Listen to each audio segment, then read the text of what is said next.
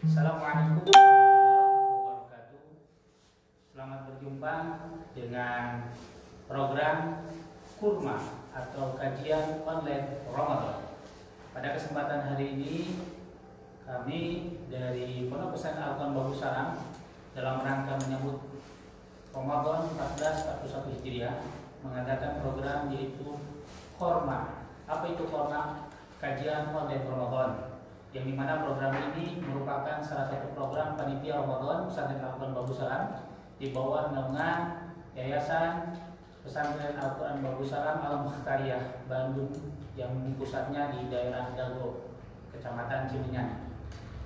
Mudah-mudahan dalam kajian ini kita bisa mendapatkan ilmu yang bermanfaat baik dunia dan akhirat, karena bagaimanapun berilmu itu senantiasa menjadi bekal hidup kita. Ada sebuah ungkapan, berilmu sebelum berkata dan beramal. Jadi setiap kata kita dan setiap amal kita harus berlandaskan ilmu.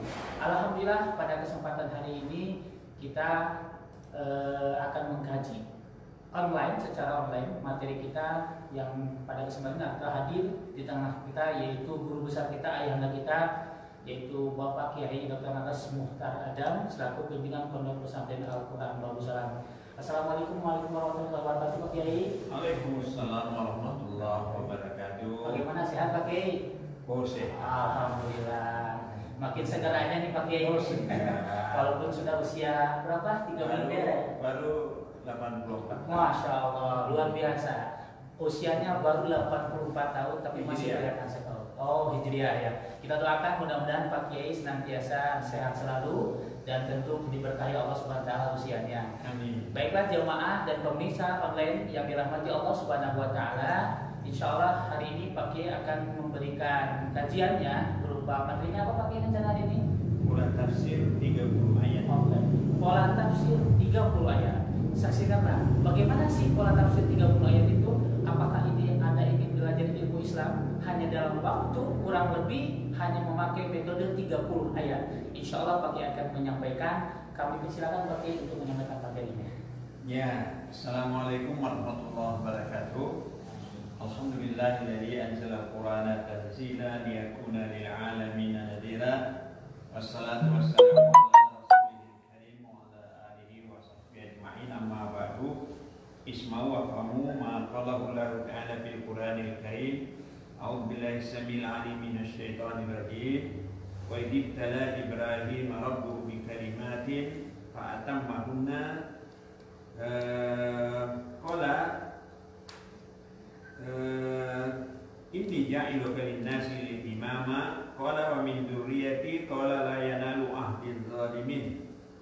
Jadi pola tafsir 30 ayat ini bertolak dari pemikiran ketika menyusun tafsir ayat-ayat haji di tahun 86. Saya menemukan tafsir surah Al-Baqarah 124, wa idibtala Ibrahim rabbuhu bi kalimatin in fa'atammahunna inni ja'iluka lin-nasi imama.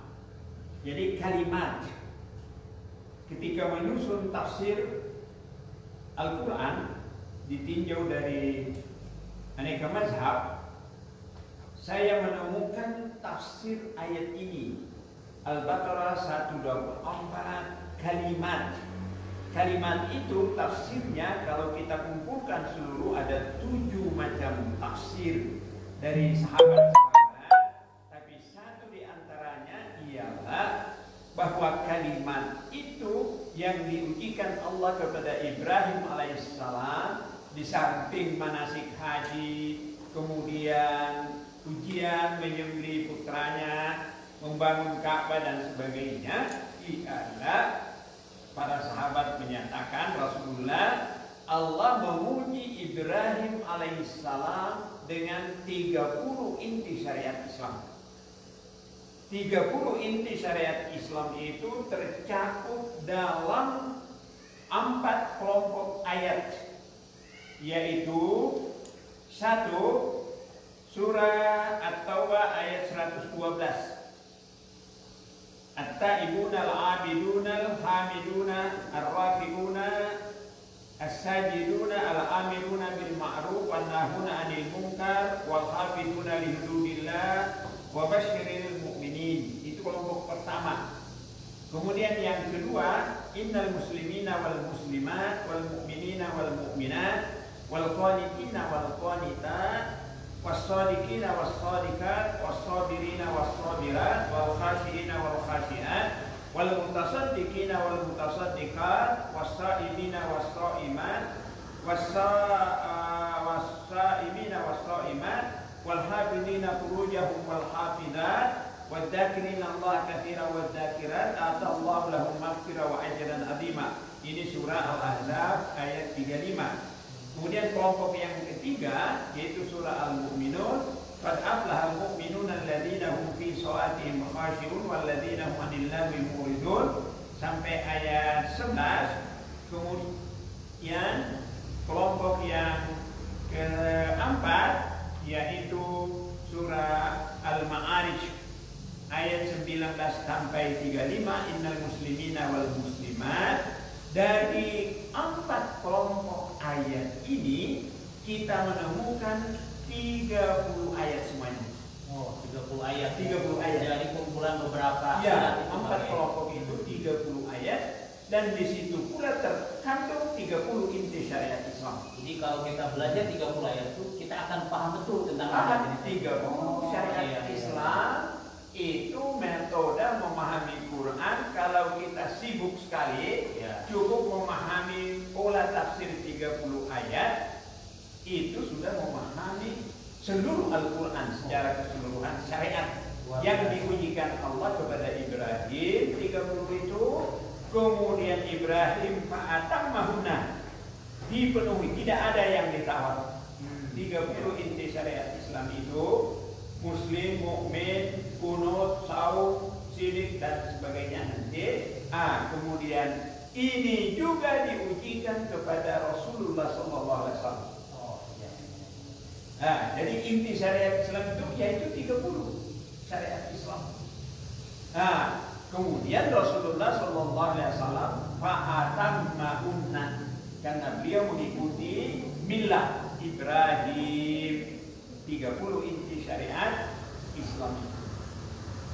Ya, baik. Jadi pemirsa, ternyata bagi Anda para jamaah sekalian yang super sibuk, yang waktunya sangat mepet, ternyata pakai punya metode ini. Bagaimana cara kita mempelajari inti ajaran Islam. Jadi tanpa harus belajar Quran sepenuhnya, ternyata ada inti-inti yang bisa kita pelajari dan tatanan ajaran Islam itu bisa menempel dalam diri kita dan menjadi tatanan kehidupan aplikasi amaliyah kita. Oh iya, karena saya susun tafsir ini pola tafsir 30 ayat. Dari 30 ayat itu bertolak memahami Quran secara bertahap ditinjau dari bahasa Arab. Jadi kosakata, nahwu sorabnya bertahap, kemudian balaghahnya juga bertahap. Jadi 30 kali. Ya. Kalau mau lebih lengkap lagi, itu kalau tidak salah saya hitung 5.000 kata-kata bahasa Arab itu sudah masuk di dalam. Sehingga kalau selesai tamat ini sudah belajar nahwu sarafnya juga, karena ingat hadis Rasulullah, uhibbul arabiyya li'anni arabiyyun. Saya cinta bahasa Arab karena saya orang Arab. Wa kalamullah Arabiyah, Al-Quran itu sebangsa bahasa Arab. Wa kalamu ahlul jannah Arabiyah, bahasa yang digunakan di surga nanti bukan bahasa Inggris. Haji umroh juga ke Arab, Pak. Ya? Oh iya, ke Arab. Pakai bahasa Arab juga. Iya. Baik. Jadi jamaah sekalian, luar biasa tadi pakai memaparkan. Ternyata bahwa dengan hanya 30 ayat kita mampu mendalami ajaran Islam dengan sebaik-baiknya. Dan tentu modal dasarnya ternyata hanya simpel ya. Asal kita mau menggali dan belajar, alhamdulillah Pak Kiai di sini menghadirkan materi ini, dan ini menjadi bekal bagi kita semuanya. Mudah-mudahan kita tercerahkan dengan materi ini. Nah, kira-kira Pak Kiai sebelum jamaah ini, silakan para jamaah nih yang mau bertanya boleh nanti bisa menghubungi ke nomor 0812 30.841. Sekali lagi 0812 30.841. Jadi bagi jamaah para pemirsa yang ingin bertanya langsung kepada Pak Kiai, silahkan bisa kirim WA atau SMS melalui nomor tersebut. Insya Allah nanti pertanyaan dari para jamaah akan saya sampaikan kepada Pak Kiai untuk dijawab pertanyaannya. Baik Pak Kiai, pada kesempatan hari ini mungkin dari ke-30 ayat itu kira-kira Pak Kiai bisa mungkin bertahap ya. Ada satu ayat yang dibahas kita dulu Pak. Jadi ada gambaran inti ajaran Islam dari 30 ayat itu. Mungkin satu saja dulu Pak yang bisa disampaikan ke jamaah supaya jamaah dan pemirsa bisa tahu bagaimana sih cara belajar inti ajaran Islam itu dengan pola 30 Pak. Tafsir ayat. Ya, dari 30 ayat itu ada hadis riwayat Aisyah. Aisyah radhiyallahu anha itu pernah bertanya kepada Rasulullah SAW. Ada yang bertanya, kaifa khuluquhur Rasul? Bagaimana akhlak Rasulullah? Karena dalam ayat hadis yang lain, khuluquhur Rasul Al-Quran. Ya. Al-Quran itu kan lengkap sekali, banyak sekali. Jadi kalau mau mengamalkan Quran keseluruhan, akhlak Rasulullah gimana ini? Ya. Pusing gitu. Ya. Saking banyaknya. Kemudian pada saat Aisyah bertanya, turun surah Al-Mu'minun ayat 1 sampai berapa tadi? 11. Sekarang 1 sampai 11 ya. Itu. Nah, akhlak Rasulullah itu surah Al-Mu'minun ayat 1 sampai 11. Nah, seperti apa ini Pak? 10 inti syariat Islam. Qad aflahal mu'minun. Nah, mukmin. Ya. Mukmin yang pertama. Cuma kalau kita bicara iman, yaitu harus ilmu tadi. Betul. Karena Allah berfirman, qad aflaha, bukan fa'lam annahu la ilaha illallah. Untuk mencapai iman itu dasarnya ilmu. Tidak boleh taklid. Seluruh ulama sepakat haram hukumnya taklid dalam akidah. Beda dengan fikih. Ya. Kalau fikih itu ada pendapat, boleh taklid. Kepada guru, kalau guru yang dipercaya kata guru, tak usah tanya hadisnya. Mau tanya hadis sahih tidak, wah ribut lagi gitu. Ya. Jadi boleh, tapi ada harus ittiba. Nah, jadi ini kalau kita ungkap qad aflahal mu'minun. Nah, siapa yang mukmin itu? Ya, alladzina hum fi shalatihim khashi'un. Nah, khusyuk ini panjang lagi. Ada dalam Quran khusyuk al-basar. Nah, khusyuk dalam pandangan melihat tempat sujud. Ya, kecuali ketika tahiyat. Kedua, khusyuk as-saut. Kita akan ketemukan. Ketiga, khusyuk al-qalb. Itu intinya. Itu panjang. Kalau itu baca di buku Pak Kiai Tazkiyah. Jadi ciri mukmin yang pertama itu dia khusyuk orangnya Pak Kiai. Oh iya, khusyuk dalam sholat. Disiplin dalam menegakkan sholat. Karena yang pertama ditanya di akhirat nanti sholat. Itu.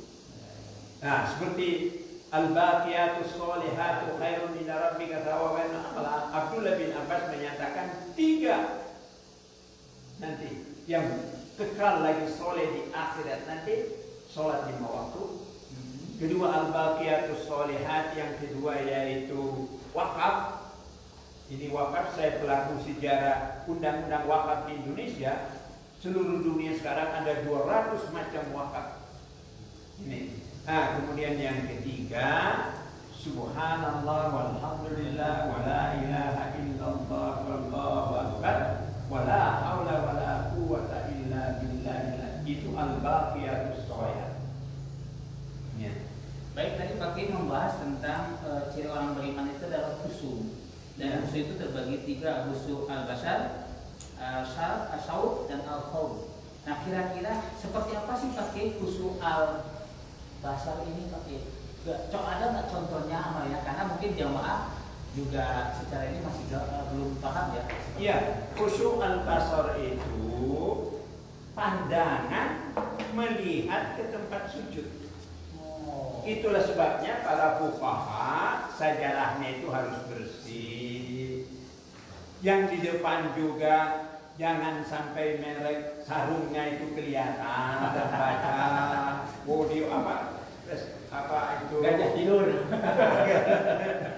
Jadi lihat ke tempat Sujudnya. ya, bukan lihat ke tempat sajadah sajadahnya. Maka para ulama makruh pakai koran, pakai apa, apalagi majalah. Ya. Jadi sholat sambil baca majalah gitu. Sholat sambil apalagi gitu. Jadi al-basar. Jadi pandangan pakai ya. Ya. Makanya suka kebayang ada tuh Itu Al-Quran. Ya. Ya. Jadi kebayang ada orang di sholat berjamaah dipakai pakai kaos, ada tulisan yang macam-macam. Oh iya. Makanya harus ke al-basar itu ya Iya, supaya itu tempat pakai ya. sujud. Iya. Kecuali ketika tahiyat. Ah. Para ulama tahiyat itu ini sumber keesaan Allah. Jadi Jadi di pandangannya- sini pemimpin, imam, Allah, satu-satunya. Iya. At-tahiyatul mubarakatus. Jadi lambang. Makanya kalau orang foto soal begini suka begini harusnya begini pakai ya geser pada Allah. Kalau gini kan nomor 2. Baik. Dan itu al-basar ya. Jadi kita harus menjaga khusyuk secara pandangan bahwa Ya. ketika tatkala ibadah pandangan itu harus benar-benar khusyuk. Jadi dalam artian ke tempat sujud. Ya. Jangan sampai tengok kiri tengok kanan pakai ya. Oh iya, apalagi itu, apalagi ngobrol. Iya, betul. Iya, boleh. Baik. Lalu yang kedua nih pakai khusyuk al-saut. Nah, seperti apa gambarannya Pak? Oh, as-saut itu kalau membaca Quran jangan ambek-ambekan. Baca Quran itu juga khusyuk. Wa khasha'atil aswatu lirrahman. Iya. Itu tadi juga Al-Basar ada ayatnya itu. Itu bisa baca di buku Pak Kiai Tazkiyah. Iya. Nah, jadi wa khasha'atil aswat, suaranya juga baca Quran itu hanap asor gitu, tidak lemah lembut ya, lemah lembut di hadapan Allah. Jadi suaranya juga khusyuk, tidak marah-marah, tidak gerobokan, tidak apa, tapi khusyuk. Khusyuk itu artinya tunduk. Jadi suaranya tunduk, matanya tunduk, itu taat. Jadi orang yang mendengar pun benar-benar terbawa suasana pakai ya. Oh iya. Kan kadang-kadang sekarang tuh banyak pakai ada sholat taraweh yang istilahnya apa cepat pakai 23 rakaat dalam hanya 7 menit. Iya. Berarti kalau posisi di sini kayaknya tidak asal pakai ya. Nah, jadi jamaah tadi memang penting kita mengkaji belajar ilmu itu ya di sini. Jadi kita memahami khusyuk itu seperti apa sih, bagaimana gambarannya. Karena bagaimanapun tidak, memang khusyuk ini sangat dipentingkan. Karena amal ibadah kita itu kan bisa mungkin secara terdata lah ya, tercatat oleh malaikat siapa nih yang ibadahnya benar-benar, siapa yang asal-asalan gitu ya. Iya. Nah ini tadi ada yang ketiga khusyuk al-qalb pakai. Nah khusyuk al-qalb itu seperti apa? Al-qalb ya. Khusyuk al-qalb itu itulah inti khusyuk. Jadi khusyuk al-qalb itu terpancar dari bacaannya itu cuma tingkat tinggi. Ya. Baca Al-Fatihah itu harus memahami minimal secara umum.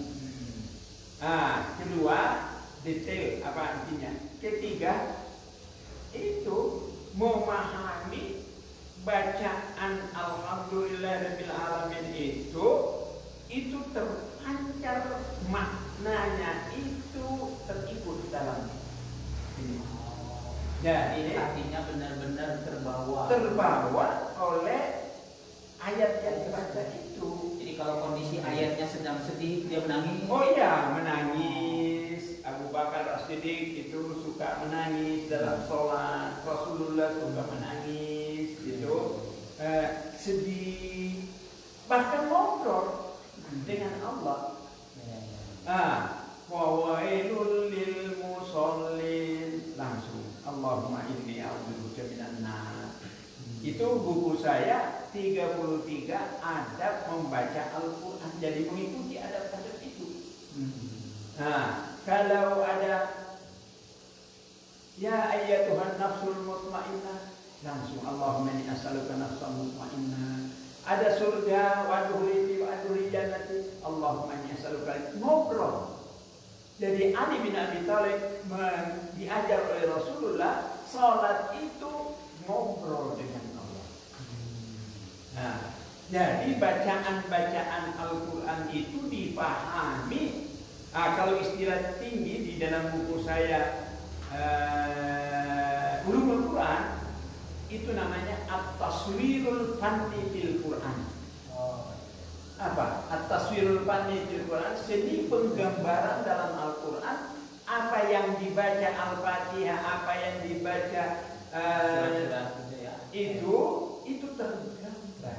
Ini laksana video Pak Kiai. Ya, laksana video. At-taswirul fanni fil Quran, laksana video dan diimplementasikan. Ya, seperti Kiai Haji Ahmad Tahlan pernah mengajarkan surah Al-Ma'un kepada santrinya. Saya dulu kan kuliah ke Muhammadiyahan. Itu dari Kiai Ahmad Badawi. Itu dia gambarkan itu. Ya. Jadi Kiai Ahmad Tahlan mengajarkan kepada santrinya surah Al-Ma'un tiap subuh. Surah Al-Ma'un tiap subuh setahun. Dulu kan santri tidak boleh protes sama nomor saja. Kiai Al-Ma'un tadi ini sudah sebulan, 2 bulan, 3 bulan surah Al-Ma'un saja. Terakhir sudah setahun para ada kiai, ya, kiai kalau tidak salah bapaknya Jarrami itu Hadi Kusumo. Siapa itu? Yang pelaku sejarah ini nih. Piagam Jakarta. Siapa? Bapaknya Jarnami Kusumo. Ki Bagus Hadi Kusumo. Ki Bagus Hadi Kusumo itu santri. Pak Kiai sudah setahun ini surah Al-Ma'un saja bacanya. Iya, tiap subuh surah Al-Ma'un, tiap subuh surah, setahun ada yang protes. Kiai Haji Ahmad Tahlan, kamu sudah mengerti ayat ini? Oh, sudah hafal, sudah dipakai surah tiap hari, sudah mengerti. Sudah punya anak yatim di rumah kamu? Oh, belum. Belum mengerti. Jadi sampai kalian sudah mengerti baru kita pindah. Maka baru pada saat itu santri-santri ke Malioboro cari anak yatim, sudah punya anak yatim di rumahnya masing-masing, baru lapor, Pak Kiai, kami sudah mengamalkan. Sekarang kita pindah surah yang lain.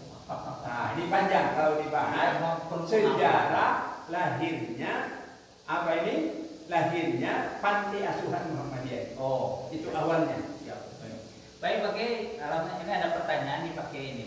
Ya, dari para jamaah. Pertanyaannya begini. Assalamualaikum warahmatullahi wabarakatuh.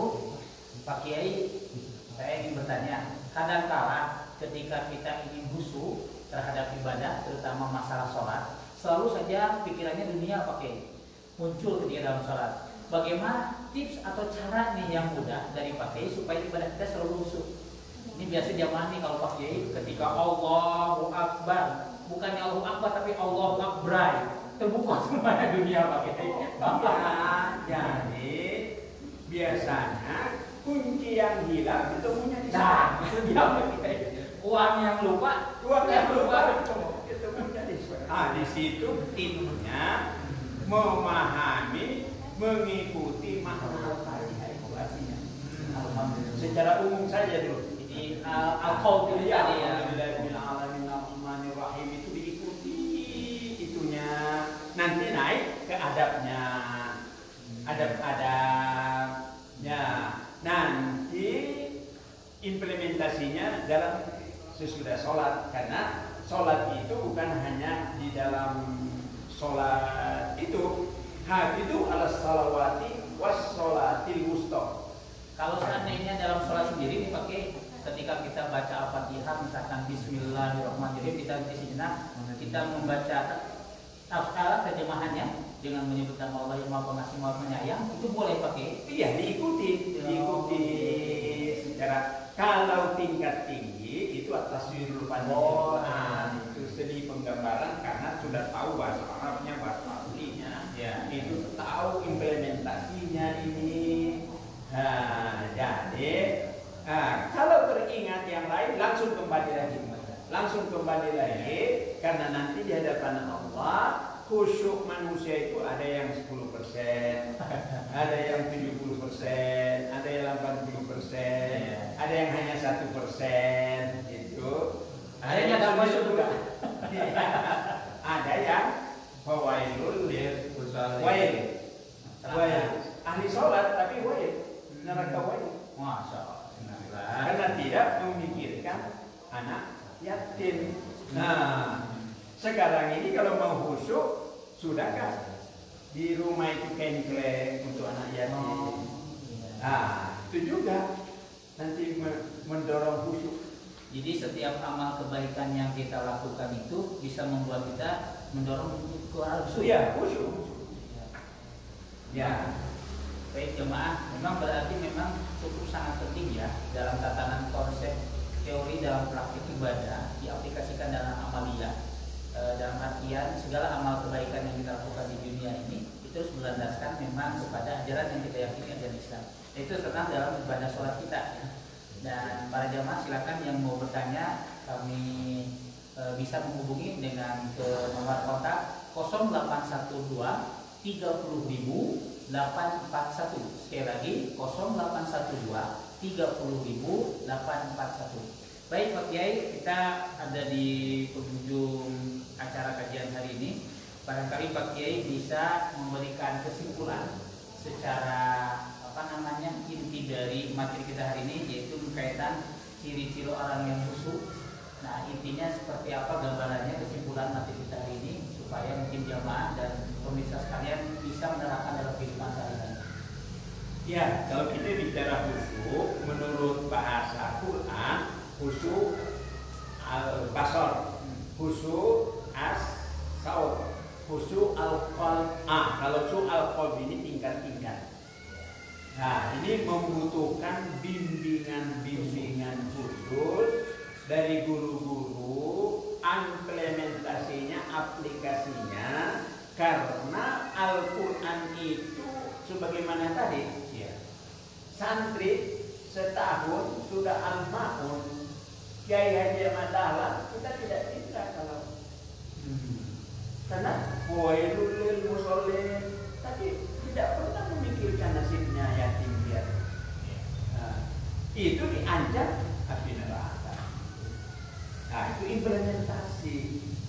Nah, jadi at-taswirul fani bil jamaah itu apalagi kalau Al-Quran itu nama-namanya di dalam Al-Quran itu 55. Nah, satu di antaranya An-Nur, cahaya. Jadi kita membaca Al-Quran Ramadan itu membawakan cahaya. Tapi beda. Membaca saja dengan mendengarkan, kata Nabi, kalau baca Quran kamu dapat pahala 1. Yang mendengarkan dari bacaan orang dapat 2 pahala. Jadi enak yang mendengarkan. Oh iya, mendengarkan. Ya. Jadi saya pakai HP. Tadarus. Sekarang sudah banyak alat-alat pakai ya. Ini ikuti. Tapi terus ngobrol. Kalau ada neraka, Allahumma inni a'udzubika minan nar. Kalau ada surga, Allahumma inni a'udzubika jannah. Kalau ada nangis, kita berusaha nangis. Kalau di sana ada sujud, kita sujud. Ya. 33 adab-adab membaca Quran. Ya. HP suaranya saja diikuti, tapi juga lihat hurufnya gitu ya. Nah, jadi adab-adabnya. Adab-adab membaca Al-Quran itu bertingkat. Jadi khusyuk itu nanti bertingkat. Tingkat itu bimbingan baca tazkiyah. Buku Pak Kiai ada tazkiyah. Itu sampai 30 artinya kalau tidak salah. Ya, mudah-mudahan jamaah nanti Pak Kiai dan pemirsa sekalian, mungkin karena kondisi sekarang tidak mungkin langsung Pak Kiai bertemu dengan Pak Kiai. Oh iya, sekarang bisa seluruh Indonesia. Jadi bisa online dulu ya. Mungkin nanti kalau sudah COVID selesai, insya Allah kita bisa bertatap muka langsung dengan Pak Kiai untuk menerima materi tersebut. Iya, saya banyak dari Jogja baru tadi ingin silaturahim dengan Pak Kiai. Nanti selesai ini kita akan ke Bandung, silaturahim. Ada juga dari Jakarta. Ya, baik, terima kasih Pak Kiai. Mudah-mudahan materi kali ini memberikan pencerahan, juga ilmu dan wawasan kepada para jamaah pemirsa semuanya. Dan kita doakan juga Pak Kiai mudah-mudahan kita sehat selalu Pak Kiai. Ya, tidak bosan-bosannya untuk berbagi ilmu pengalaman hidup Pak Kiai yang menjadi bekal bagi kita semuanya. Baiklah pemirsa dan jamaah, sementara kepada teman-teman hafalkan surah Al-Mu'minun. Nah, Bismillahirrahmanirrahim.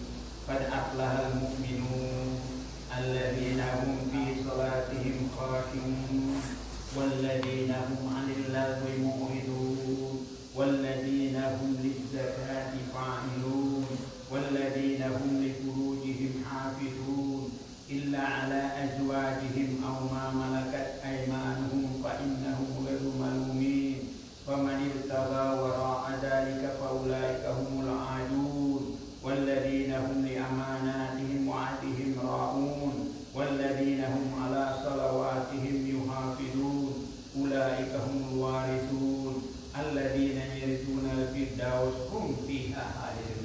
Dengan surah Al-Mu'minun 111 itu Firdaus.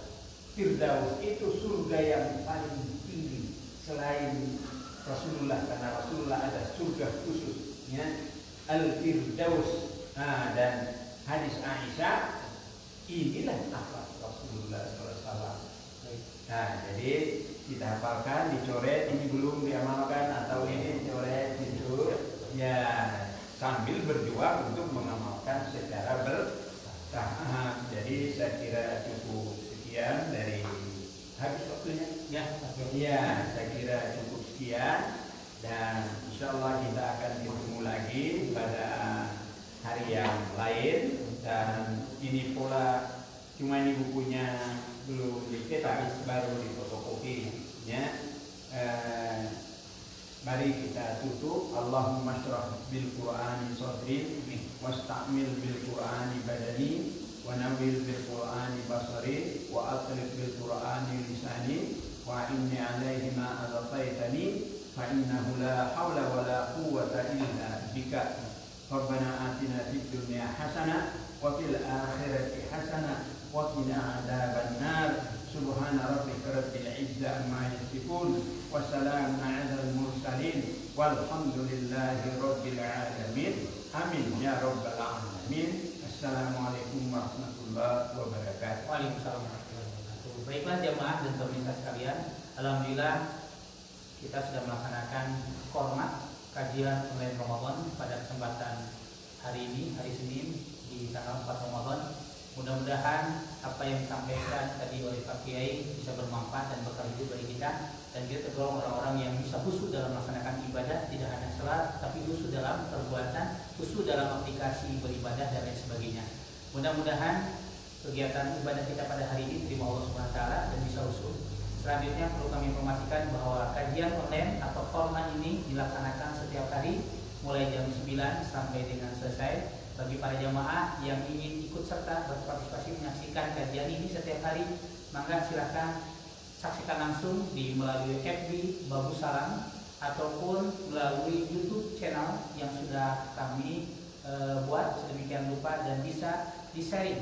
Dan kami mohon juga jangan lupa like, share, dan subscribe-nya. Dan tidak pula lupa dimohon bagi para jamaah atau pemirsa yang ingin ikut donasi, karena program kegiatan kajian online ini adalah kegiatan panitia Ramadan 1441 Hijriah. Salah satu bentuknya adalah program sosial yang dimana dengan COVID ini kita banyak melakukan kegiatan-kegiatan sosial. Bagi yang beberapa silakan bisa melalui HP dengan mengetikkan bit.ly/donasi Babu Salam. Baiklah jemaah, pada kesempatan hari ini saya undur diri selaku pembicara Bang Mulyana dan juga Pak Kiai selaku pembicara narasumber pada kesempatan hari ini. Jangan sampai lupa besok kita akan ketemu lagi dalam kajian Korma, kajian online Ramadan. Billahi taufiq wal hidayah. Wassalamualaikum warahmatullahi wabarakatuh.